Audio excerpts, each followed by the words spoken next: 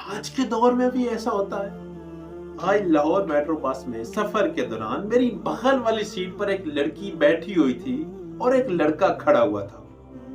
उनको देखकर लग रहा था कि वो एक दूसरे को नहीं जानते। कुछ ही देर बाद वो आपस में बातें करने लगे। फिर बातचीत इस मकाम तक पहुंच गई कि एक दूसरे का नंबर मांगा जाने लगा। लड़के का मोबाइल किसी वजह से बंद था। उसने जेब से एक मुड़ा हुआ कागज निकाला,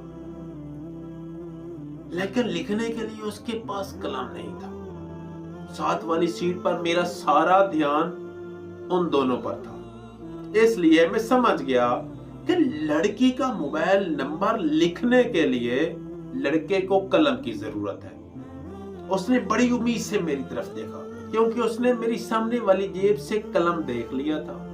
अब मैंने जल्दी से कलम जेब से निकालकर हाथ में पकड़ लिया और मैंने कलम लड़के को देने के बजाय लड़की को पकड़ा दी, जो उसने बड़ी जवामर्दी से पकड़ लिया।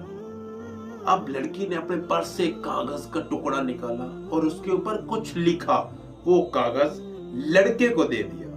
लड़के ने बड़ी खुशी से वो कागज पकड़ लिया और बगैर पढ़े अपनी जेब में डाल दिया। और फिर वो मेरी तरफ देखकर फातिहाना अंदाज से मुस्कुराया। उसकी मुस्कुराहट में कुछ था जैसे उसने दुनिया जीत ली हो।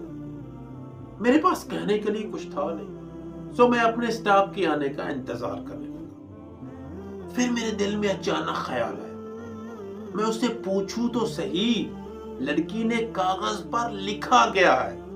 तो एकदम ड्राइवर ने ब्रेक लगाई और लड़की अपनी सीट से उठकर दरवाजे की जानिब बढ़ने लगी। मैंने उसी वक्त हिम्मत करके उस लड़के से पूछा, भाई पढ़ तो सही, उस कागज के ऊपर लिखा गया है।